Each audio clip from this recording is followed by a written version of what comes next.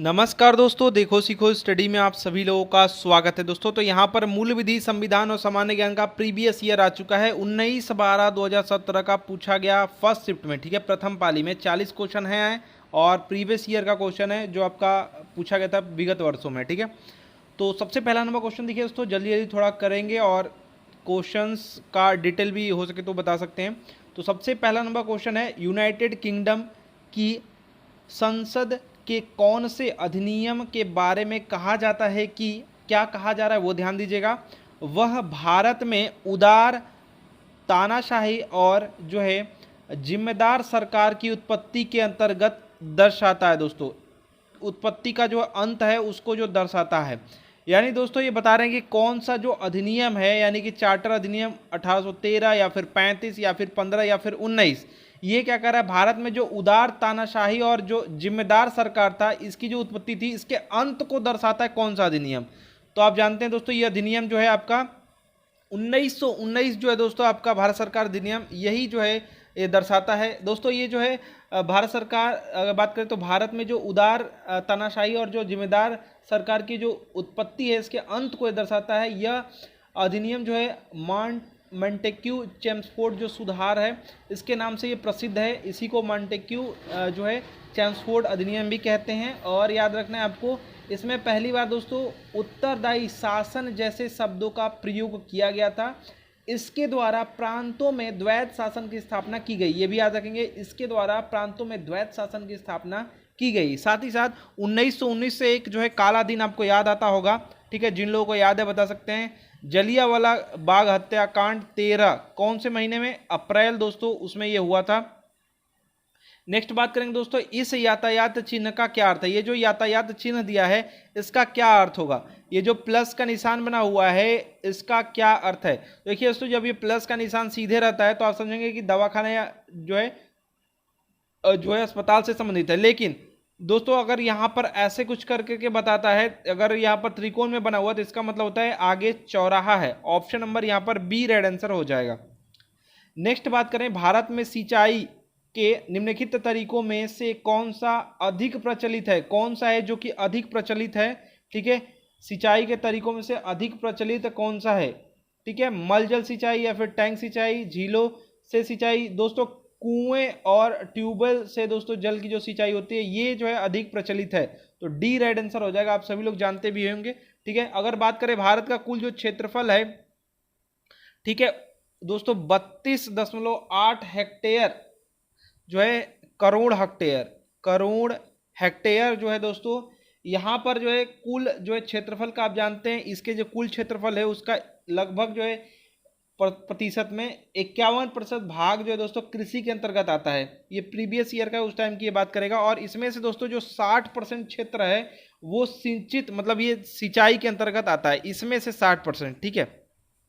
Next बात करेंगे, points जो भी मैंने बताया वो याद रखिएगा। इसमें दोस्तों खालिस्तान है को भारत राज्य तंत्र को समाप्त करने वाला राष्ट्रमंडल का पहला देश बन गया। हालांकि इस निर्णय के बावजूद इसने कॉमनवेल्थ की सदस्यता जारी रखी। तो दोस्तों आपको ये बताना है कि यहाँ पर कौन सा डेट था, उस दिन क्या हुआ। भारत दोस्तों राजतंत्र को समाप्त करने वाला राष्ट्रमंडल का पहला देश, माने राजतंत्र वहां पर खत्म, मतलब भारत में खत्म हो गया। और ये कॉमनवेल्थ की बात किया तो दोस्तों ये कब हुआ था, तो आप याद रखेंगे 26 जनवरी 1950 को दोस्तों जो है आप जानते हैं कि हमारा संविधान का ये लागू का समय है, ठीक है। तो यहाँ पर यही इसका राइट आंसर होना चाहिए। अब आपका ऑप्शन में जो है बी राइट आंसर यहाँ पर हो जाएगा। इसी दिन हमारा संविधान जो है लागू हुआ था। नेक्स्ट बात करें, यहाँ पर खालिस्तान है, ध्यान से देखेंगे खालिस्तान है। उसके बाद बताया है कि 1940 में ब्रिटिश सरकार द्वारा बनाया गया एक प्रस्ताव था जिसमें अधिक भारतीयों को शामिल करने के लिए भारत के वायसराय की कार्यकारी परिषद के विस्तार का और अपने स्वयं के संविधान को तैयार करने के लिए भारतीयों के अधिकार की मान्यता का वायदा किया गया था। ये कौन सा मिशन था, या फिर चर्चिल वोट था, या फिर ऑफर था, या फिर कैबिनेट मिशन योजना था। तो जिन लोगों को समझ में आ रहा है, याद है, बता सकते हैं। तो याद रखें दोस्तों 1940 में, आपको अगर याद है तो दोस्तों, ब्रिटिश सरकार द्वारा अगस्त जो है ऑफर या फिर अगस्त प्रस्ताव, तो ऑफर लिखा हुआ है तो ऑप्शन नंबर सी में दोस्तों ये राइट आंसर आपका यहाँ पर हो जाएगा। अगस्त ऑफर या फिर अगस्त प्रस्ताव 1940 में ब्रिटिश सरकार द्वारा बनाया गया था। एक प्रस्ताव था जिसमें अधिक भारतीयों को शामिल करने के लिए भारत के वायसराय की कार्यकारी परिषद के विस्तार का और अपने स्वयं के संविधान को तैयार करने के लिए भारतीयों के अधिकार की मान्यता का वादा दोस्तों यहां पर किया गया था।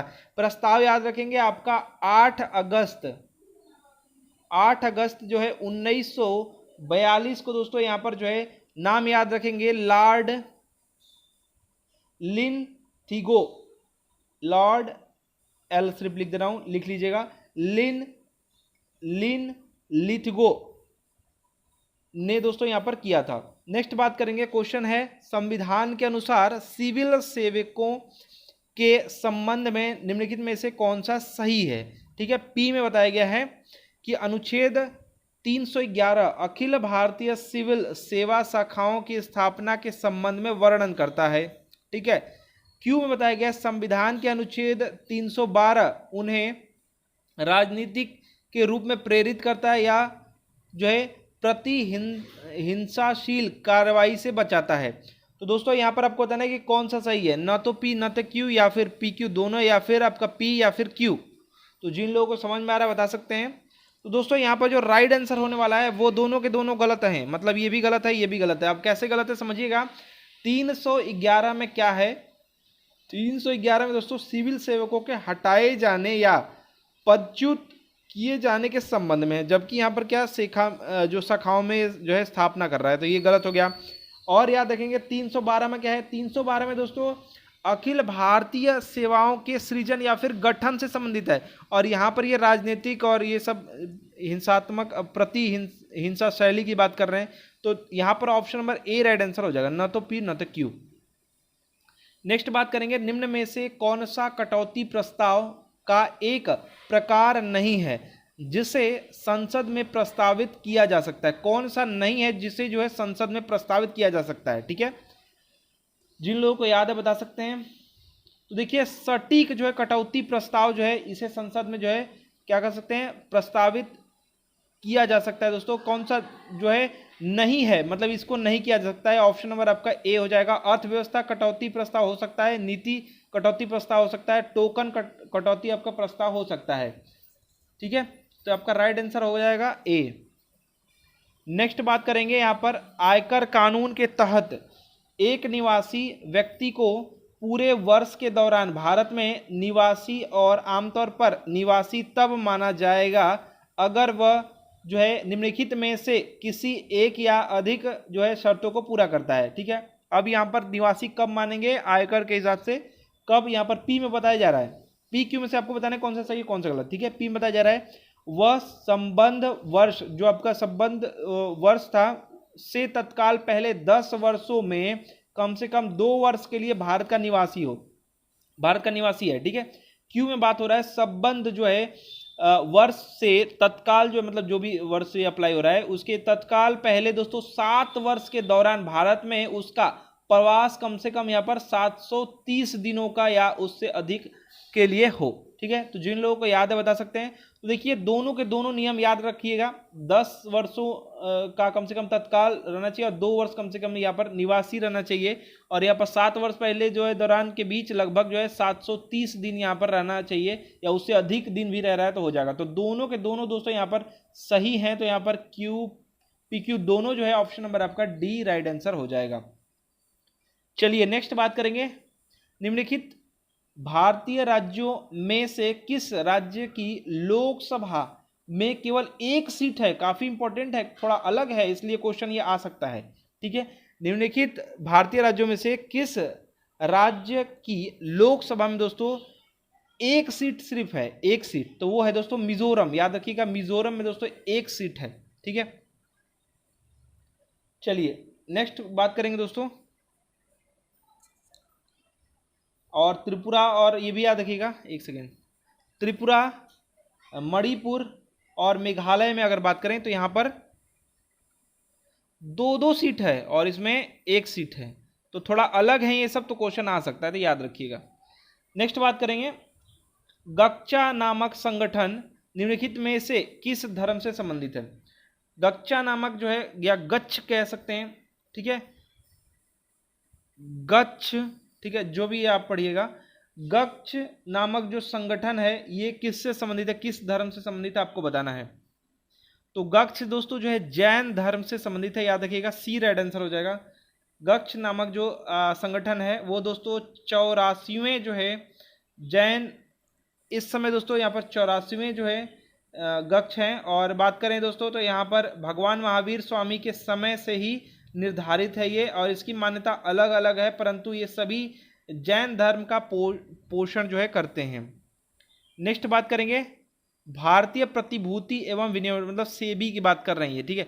सेबी को पूर्ण वैधानिक अधिकार को दिया गया, मतलब एक डेट है, को दिए गए थे, मतलब किस तारीख को दिया गया था सेबी को यहाँ पर पूर्ण वैधानिक अधिकार? तो जिन लोगों को याद है बता सकते हैं, काफी इंपॉर्टेंट क्वेश्चन है, याद रखिएगा। 30 जनवरी 1992 में दोस्तों जो है इनको ये अधिकार दिया गया था, मतलब संवैधानिक अधिकार दिया गया था, याद रखिएगा। इसकी स्थापना 92, आप समझ ही रहे हैं, 1992 में, ठीक है। तो आप जानते हैं सेबी का। और यहाँ पर दोस्तों एक क्वेश्चन पूछा था FINMA, ठीक है, फिनमा जो है, फिनमा जो है ये क्या है, मतलब फुल फॉर्म पूछा था, ठीक है। तो फिनमा का आप याद रखेंगे, फिनमा का मतलब होता है, जिन लोगों को याद है पहले बताएं, फिनमा का होता है दोस्तों Swiss financial market supervisory authority, यानी ऑप्शन नंबर यहाँ पर डी हो जाएगा, ठीक है, डी राइट आंसर यहाँ पर हो जाएगा दोस्तों। इसकी जो स्थापना ये भी याद रखेंगे 2007 में दोस्तों, स्विट्जरलैंड इसका मुख्यालय है। चलिए नेक्स्ट बात करेंगे, नाम से स्विस से ही आपको पता चल जा रहा होगा स्विट्जरलैंड है। नेक्स्ट है, इनमें से कौन से मामले ऐसे हैं जिनमें जनहित याचिका दायर की जा सकती है? कौन सा इनमें से मामला है जिसमें जनहित याचिका दायर किया जा सकता है, ठीक है। पी में बोला जा रहा है, जहां राज्य सरकार के भारी कर लगने के निर्णय के कारण गरीब लोग प्रभावित होते हैं, जहां पर मैंने राज्य सरकार भारी कर लगा दिया है और गरीब लोग प्रभावित हो रहे हैं, ठीक है। दूसरा मतलब क्यू में बताया गया है, सड़कों सीवर आदि बनाए रखने के लिए, या फिर दोस्तों आपका दिया है ट्रैफिक समस्या से बचने के लिए व्यस्त सड़कों के बड़े बड़े होर्डिंग या साइन बोर्ड हटाने के लिए। तो जनहित याचिका किसके किसके लिए यहाँ पर दायर की जा सकती है? जिन लोगों को याद है बता सकते हैं। तो दोस्तों जनहित याचिका इन सभी के लिए, PQR सभी के लिए यहाँ पर जो है दायर की जा सकती है। तो याद रखेंगे, सड़क, सीवर, होर्डिंग, साइन बोर्ड, राज्य सरकार द्वारा अतिरिक्त लगाने वाला कर, सभी के लिए किया जा सकता है, ठीक है। नेक्स्ट बात करेंगे दोस्तों, यहाँ पर दिया है कि निम्नलिखित में से कौन सा या फिर से भारत के सर्वोच्च न्यायालय के न्यायाधीश होने के लिए योग्यता के रूप में सूचीबद्ध है। माने भारत का जो है सर्वोच्च न्यायालय का अगर न्यायाधीश बनना है तो क्या क्या हमको चाहिए, ठीक है। पी में बताया गया है कि भारत का मतलब एक नागरिक होना चाहिए, मतलब ये एक शर्त है। या फिर क्यू में कम से कम 5 वर्ष के लिए एक या अधिक जो उच्च न्यायालय है उसका न्यायाधीश लगातार। या फिर दोस्तों आपका आर में बताया गया है, किसी उच्च न्यायालय में वकील के रूप में कम से कम दोस्तों 10 वर्ष का कार्य मतलब रहना चाहिए। एस में बताया गया है कि एक प्रतिष्ठित कानूनविद राष्ट्रपति की राय में होना चाहिए, ठीक है। तो जिन लोगों को याद है बता सकते हैं कौन कौन से शर्तों को पूरा करेगा तो सर्वोच्च न्यायालय का न्यायाधीश बन सकता है। तो दोस्तों याद रखेंगे, इसका जो राइट आंसर होगा वो होगा दोस्तों यहाँ पर सभी, डी राइट आंसर यहाँ पर हो जाएगा, ठीक है। सभी शर्त यहाँ पर पूरा करना चाहिए, ठीक है। ऑप्शन नंबर आपका जो है डी राइट आंसर हो जाएगा। नेक्स्ट बात करेंगे, भारत में हाल ही में किस ज्वालामुखी में विस्फोट हुआ? देखिए उस समय का ये क्वेश्चन है तो उसके अनुसार ये जो है आंसर आपको देना है। उस समय जो हुआ था, देखिए वहां पर जो राइट आंसर हो जाएगा वो हो जाएगा आपका ज्वालामुखी हुआ था, बैरन द्वीप वाले में ज्वालामुखी विस्फोट हुआ था। और बैरन द्वीप दोस्तों भारत की एकमात्र जो ज्वालामुखी है। और दोस्तों बात करते हैं, यह द्वीप लगभग जो है 3 किमी में दोस्तों ये फैला हुआ है। और भारत ही नहीं बल्कि ये दक्षिण एशिया मतलब साउथ एशिया दोस्तों जो है का जो है एकमात्र सक्रिय जो है ये ज्वालामुखी है। नेक्स्ट बात करेंगे, इनमें से कौन से अपराध के मूलभूत तत्व हैं। इनमें से कौन सा है जो कि अपराध का मूलभूत तत्व है? इंसान द्वारा किया गया आपराधिक इरादा, या फिर कोई अवैध कार्य या चूक, या फिर किसी अन्य व्यक्ति के शरीर, मन, प्रतिष्ठा या संपत्ति को चोट पहुंचाना। तो दोस्तों याद रखेंगे ये सभी के सभी जो हैं क्या हैं? अपराध के मूलभूत तत्व हैं। माने इंसान द्वारा आदमी होना चाहिए तभी तो गलती साबित होगा। आपराधिक इरादा माने उसका गलत इरादा होना चाहिए, चूक या आपका जो है अवैध कार्य है, या फिर शरीर उसकी या प्रतिष्ठा को भी आप चोट पहुंचाएंगे, तो आपका यहाँ पर डी राइट आंसर हो जाएगा, तो वो जो है आपका अपराध हो जाएगा। नेक्स्ट क्वेश्चन है, मानवाधिकारों की सार्वभौम घोषणा की मसौदा समिति के अध्यक्ष कौन थे? तो आपको बताना है मानवाधिकार की सार्वभौम घोषणा की जो मसौदा समिति है इसके अध्यक्ष कौन थे? तो दोस्तों यहाँ पर थी, कौन थी? यहाँ पर जो है रूजवेल्ट थी, ठीक है, याद रखिएगा। रूजवेल्ट जो है यहाँ पर जो मानवाधिकार की सार्वभौम घोषणा है, तो एलेनोर रूजवेल्ट इनका नाम है, ये पॉइंट याद रखेंगे, काफ़ी इंपॉर्टेंट है। और संयुक्त राज्य अमेरिका की प्रथम महिला या फिर फर्स्ट लेडी ये रही थी, ठीक है। रूजवेल्ट जो है ये अध्यक्ष बनी थी, आप सभी लोग को याद रखना है। या फिर रोसवेल्ट भी आपको, मतलब इंग्लिश का प्रोनाउंसिएशन है, इधर उधर हो जाता है। और श्रीमती जो है रूजवेल्ट की बात करें तो एक सफल प्रशासक, संगठनकर्ता, तटस्थ महिला थी। यह लगभग जो घोषणा हुआ है वो 1948 का है, ये भी पॉइंट याद रखेंगे। नेक्स्ट बात करेंगे, अंटार्कटिका का सबसे ऊंचा जो शिखर है वो कौन सा है? अंटार्कटिका का दोस्तों, अंटार्कटिका का सबसे ऊंचा शिखर का नाम आपको बताना है। जिन लोगों को याद है बता सकते हैं। मैसिफ है, विल्सन मैसिफ, याद रखिएगा, विल्सन मैसिफ है। और इसकी ऊंचाई मीटर में दोस्तों 48 और 22 है, याद रखिएगा, 4822 मीटर में ये है। और अगर बात करें अंटार्कटिका का तो ये जो है पृथ्वी का दक्षिणतम महाद्वीप है। नेक्स्ट बात करें कि भारत में महिलाओं को इनमें से कौन सा या शेष संवैधानिक प्रावधान और विशेषाधिकार प्राप्त हैं? ठीक है, कौन सा विशेषाधिकार या फिर संवैधानिक प्रावधान इनको प्राप्त है महिलाओं को? ठीक है, पी में बात हो रहा है कि महिलाओं के लिए आरक्षण को हर स्तर पर पंचायतों के अध्यक्षों की कुल संख्या का 1/3 से कम नहीं होना चाहिए। पी में बात हुआ है। क्यू में क्या बात हो रहा है? महिलाओं के लिए आरक्षण को प्रत्येक नगर पालिका में सीधे चुनाव से भरने वाली सीटों की कुल संख्या के 1/3 से कम नहीं होना चाहिए। तो कौन सा यहाँ पर राइट है उसके अनुसार बताइए। केवल क्यू, केवल पी, पी क्यू दोनों, या फिर पी क्यू दोनों नहीं? तो देखिए यहाँ पर जो महिलाओं को दोनों के दोनों जो है विशेष अधिकार प्राप्त हैं, तो ऑप्शन नंबर यहाँ पर सी राइट आंसर हो जाएगा, याद रखिएगा। नेक्स्ट बात करें दोस्तों, वी जो है बी शिवरमन समिति की सिफारिशों या सिफारिशें किस वर्ष यहाँ पर लागू की गई थी? तो पहले तो हमको याद रखना चाहिए कि इसका लक्ष्य क्या था। याद रखिएगा, जो नाबार्ड की स्थापना है ना, तो आपको नाबार्ड की स्थापना याद रखनी चाहिए। यहाँ पर 1982 में दोस्तों जो है यहाँ पर अगर बात करें तो राष्ट्रीय कृषि और ग्रामीण विकास बैंक जो नाबार्ड है लागू किया गया था दोस्तों इन्हीं के सिफारिशों पर, बी शिवरमन समिति के सिफारिशों पर। ठीक है, तो याद रखेंगे, पॉइंट भी याद रखेंगे किससे संबंधित है। नेक्स्ट बात करेंगे, भारत के आर्थिक विकास के लिए शहरीकरण किस पंचवर्षीय योजना का उद्देश्य था? कौन से पंचवर्षीय योजना का उद्देश्य था भारत के आर्थिक विकास के लिए शहरीकरण? बताइए, जिन लोगों को याद है बता सकते हैं। याद रखेंगे, समय याद रखेंगे दोस्तों, यहाँ पर जो है एक सेकेंड, समय याद रखेंगे 2007 से 12 के बीच दोस्तों ये पंचवर्षीय योजना चली थी, 11वीं पंचवर्षीय योजना। ठीक है, इसके और भी जो उद्देश्य थे, अन्य भी आपके उद्देश्य थे। कौन थे? कृषि आधारित जो वृद्धि था वो 4% जो है प्रतिवर्ष बढ़ाना। रोजगार के दोस्तों यहाँ पर था कि जो है 700 लाख जो नए अवसर हैं इनको प्राप्त करना या पैदा करना, और साक्षर जो बेरोजगारी है उसको जो है 5% कम करना, नीचे लेके आना, ये सब जो था। और देश में जो वन क्षेत्र हैं उसमें 5% की वृद्धि। ठीक है, ये सब इनके जो है गाँव में बिजली पहुंचाना आदि ये सभी चीज़ें शामिल थी। नेक्स्ट बात करेंगे दोस्तों, किस वर्ष में शब्द की बात कर रहे हैं? समाजवाद, धर्मनिरपेक्ष, एकता और अखंडता संविधान की प्रस्तावना में दोस्तों शामिल किया गया या किए गए थे? कौन से वर्ष में शामिल किए गए थे? तो वर्ष से साथ साथ आपको याद रखना है कि कौन से संविधान संशोधन याद रखिएगा, 42वां संविधान संशोधन और 1976 में दोस्तों ये सब हुआ है। समाजवाद, धर्मनिरपेक्ष, एकता और अखंडता संविधान के प्रस्तावना में जोड़ा गया है। और एक तो बात याद रखिएगा कि बहुत ही इंपॉर्टेंट क्वेश्चन है और कई बार एग्जाम में आ चुका है, मैं डिस्कस नहीं कर सकता कि कितने सारे एग्जाम में और कितने बार ये पूछा गया है, ठीक है। तो याद रखिएगा 42वां संविधान संशोधन और 1976। और बात करें यहाँ पर दोस्तों, इसमें बात करें तो भारतीय संविधान का जो अगर बात करें कुंजी, तो ये प्रस्तावना को कहते हैं। नेक्स्ट बात करेंगे राष्ट्रीय आपातकाल के दौरान खालिस्तान के तहत अधिकार स्वचालित रूप से निलंबित हो जाते हैं। कौन सा अधिकार जो है स्वचालित रूप से निलंबित हो जाते हैं?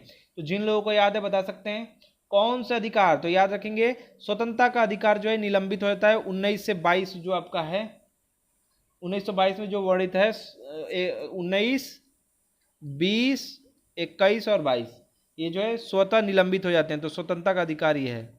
नेक्स्ट बात करेंगे राज्य के नीति निर्देशक सिद्धांतों में से किसका संविधान में निम्नलिखित अनुच्छेदों के साथ सही रूप से मिलान किया गया? माने कौन सा सही से मिलान किया गया वो बताना है। पी में बोल रहा है राज्य के नीति निर्देशक सिद्धांत आप जानते ही हैं। तो पी में बोल रहा है कि पोषण और जीवन स्तर को ऊंचा उठाने और सार्वजनिक स्वास्थ्य में सुधार के लिए राज्य का कर्तव्य जो है अनुच्छेद 47 में है। क्यू में बोल रहा है प्रबंधन में श्रमिकों की सहभागीदारी, ये तो हमने डिस्कस किया था प्रीवियस ईयर में था, मतलब अभी जो पीछे हमने सॉल्व कराया ये सही है, ये भी आपका सही है दोस्तों 47 में ही है। बच्चों के लिए जो मुफ्त और अनिवार्य शिक्षा है आपका 45 में, बिल्कुल ये तीनों के तीनों राइट हैं। तो इसके अनुसार आपका ऑप्शन नंबर जो है ए हो जाएगा। नेक्स्ट बात करें दोस्तों 1980 के दशक में शुरुआत में दोस्तों क्या हुआ है, बिहार में जंगल बचाओ आंदोलन शुरू हुआ। अब क्या हो रहा है और बाद में झारखंड और उड़ीसा जैसे राज्यों में फैल गया। बिहार से शुरू हुआ और उड़ीसा और झारखंड राज्यों में फैल गया। आगे बताया जा रहा है जब बिहार सरकार ने प्राकृतिक साल वन के स्थान पर क्या है खालिस्तान उपजाने का फैसला लिया, तब क्या हो रहा है सिंहभूम जिले के आदिवासियों ने सरकार के इस फैसले का विरोध करते हुए आंदोलन शुरू किया। इस फैसले का विरोध करते हुए कौन सा आंदोलन जो है आदिवासियों ने शुरू किया सिंहभूम के जिले में से? तो जिन लोगों को याद है बता सकते हैं। तो याद रखेंगे दोस्तों अगर बात करें यहाँ पर सिंहभूम जिले के जो मतलब आदिवासियों ने जो विरोध किया था वो याद रखेंगे सागवान जो है बगान इनका आंदोलन था। सागवान बंगाल करके जो है उपजाने के यहाँ पर जो आपको बताना है यहाँ पर भरना जो है उसमें भराएगा आपका सागवान बगान उपजाने का फैसला लिया गया था और सिंहभूम के जो आदिवासी थे उन्होंने इसका विरोध किया था। सागवान बगान याद रखिएगा। इब्राहिम अल जाफरी जिन्होंने हाल ही में भारत का दौरा किया किस देश के विदेश मंत्री हैं? दोस्तों उस समय का ये है 2017 की है, तो उसी के अनुसार ये 24 से लेकर के 28 जुलाई के बीच यात्रा किए थे। तो उसके अनुसार पूछा है तो उस समय जो आंसर होगा दोस्तों ये हो जाएगा आपका इराक।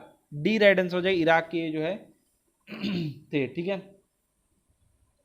इसका जो मुख्य उद्देश्य था दोस्तों मोसुल में लापता जो आपके 39 भारतीय थे, इसी पर ये बातचीत हुआ था। नेक्स्ट बात करेंगे सूचना का अधिकार में आरटीआई की बात हो रही है, अधिनियम 2005 ये सब एकदम रट्टा रहना चाहिए आपको, के तहत लोक प्राधिकारियों के दायित्वों को खालिस्तान में वर्णित किया गया है। अब लोक जो है प्राधिकारी इनके दायित्वों को किस धारा में वर्णित किया गया आपको बताना है।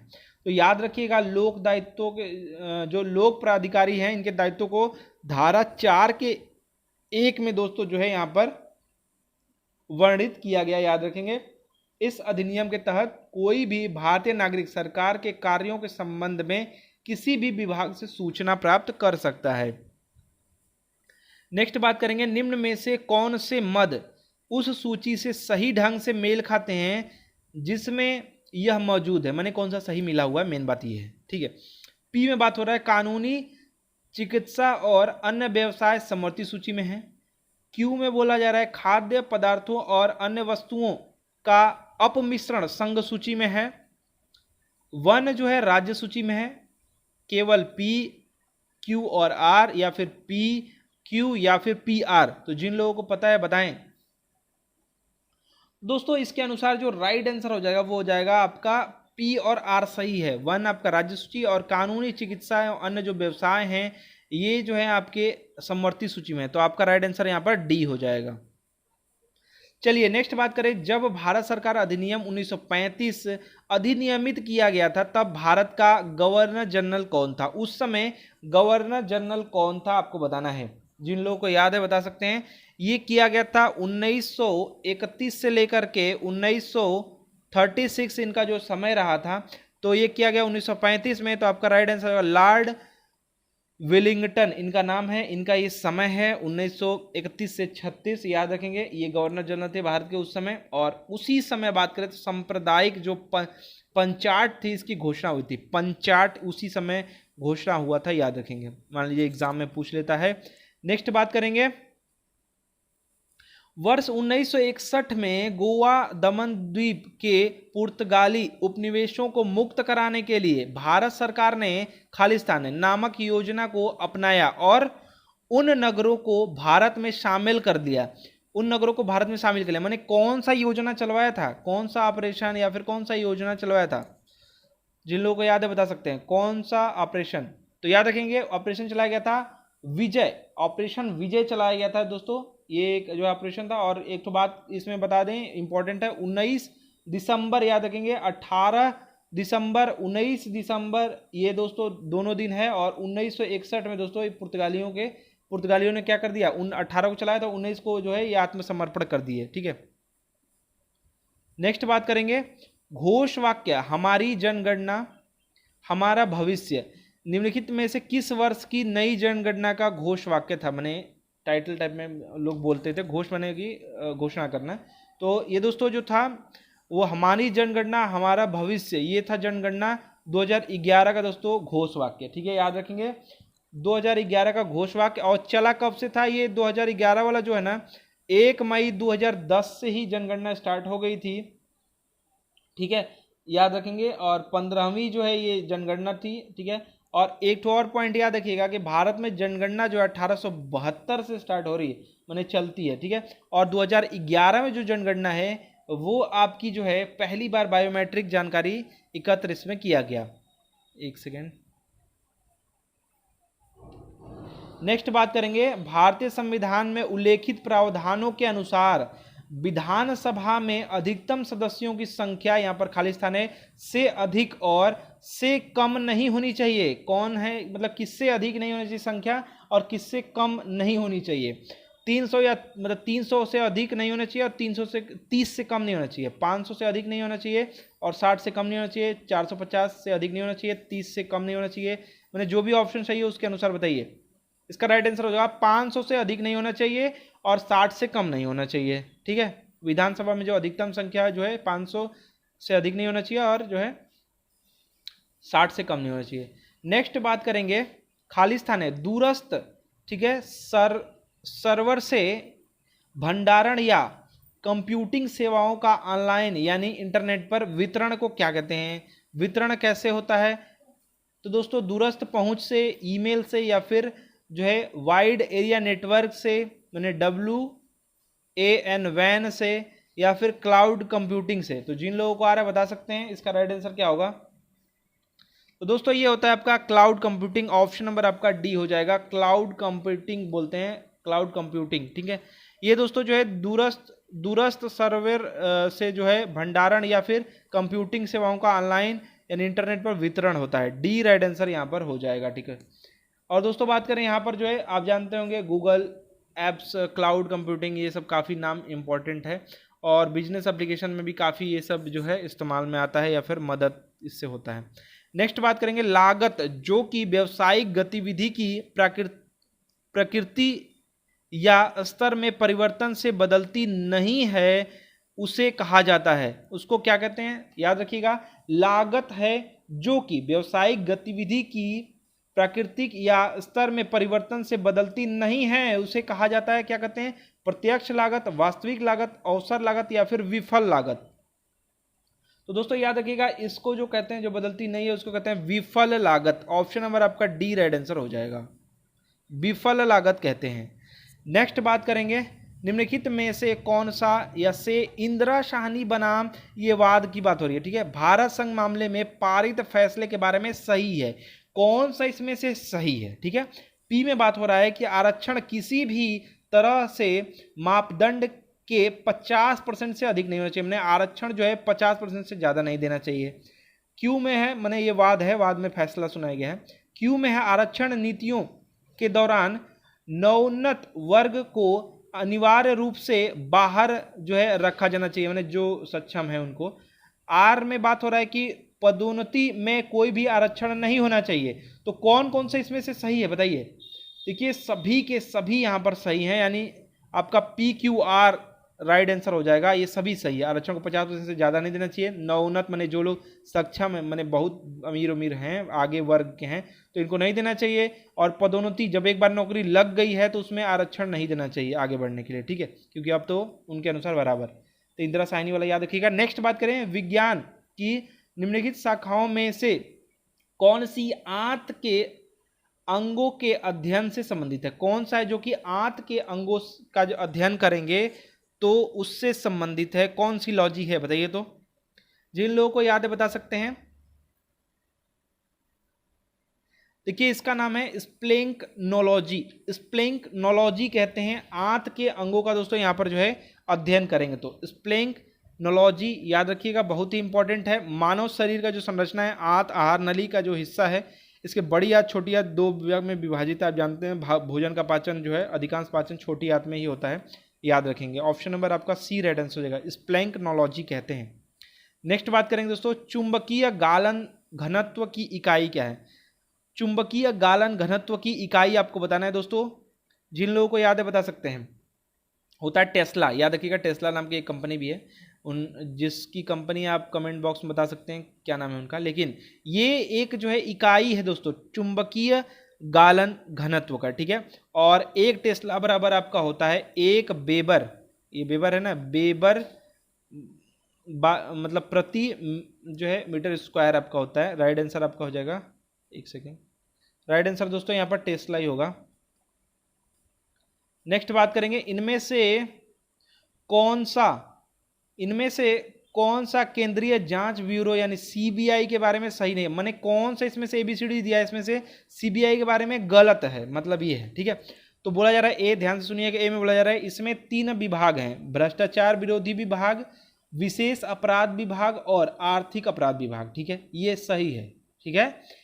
इसे कार्मिक पेंशन और शिकायत मंत्रालय के अधीन रखा गया है, ये भी आपका दोस्तों सही है। सी में यह सर्वोच्च न्यायालय के मार्गदर्शन के तहत एक स्वायत्त निकाय के रूप में कार्य करता नहीं, ये वाला गलत है।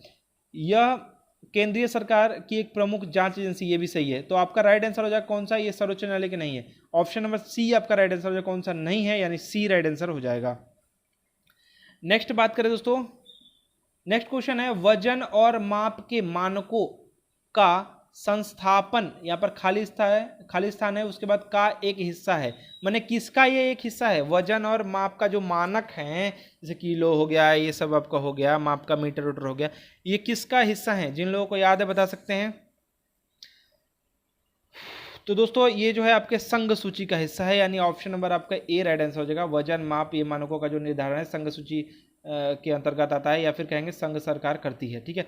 इसके सूची के अंतर्गत सेना, रक्षा, विदेश भाग, नागरिकता, जनगणना, ये सब आपके 100 इसमें जो है विषय इसमें शामिल है संघ सूची में, तो ए राइट आंसर हो जाएगा, ठीक है। दोस्तों यहाँ पर लास्ट क्वेश्चन आ चुका है, आपको बताना है सेबी का दोस्तों यहाँ पर कि भारतीय प्रतिभूति एवं विनिमय बोर्ड का पूर्ण जो है वैधानिक अधिकार को दिए गए हैं, मैंने किस तारीख को दिया गया ये आपको बताना है, किस तारीख को। तो अभी हमने बात किया था सेबी के बारे में, तो दोस्तों इसका जो राइट आंसर हो जाएगा 30 जनवरी 1992, ठीक है, याद रखिएगा 30 जनवरी 1992 को, यानी कि डी राइट आंसर यहाँ पर हो जाएगा। तो देखिए दोस्तों 40 क्वेश्चन आपके हो चुके हैं, काफी इंपॉर्टेंट क्वेश्चन थे आने वाले सभी एग्जाम के लिए। सॉरी, लेकिन अगर यूपीएसआई का टारगेट करें, क्योंकि प्रीवियस ईयर है यूपीएसआई का, तो अधिक से अधिक क्वेश्चन आपके फंस सकते हैं, ठीक है। तो प्रीवियस ईयर जरूर सॉल्व करके जाइए, और आगे हमारा आने वाले सेट का इंतजार करिएगा, प्रीवियस ईयर और मॉक टेस्ट भी हम जल्दी से जल्दी लेके आएंगे, ठीक है। हमारा वीडियो देखने के लिए आप सभी लोगों का फिर से बहुत बहुत धन्यवाद।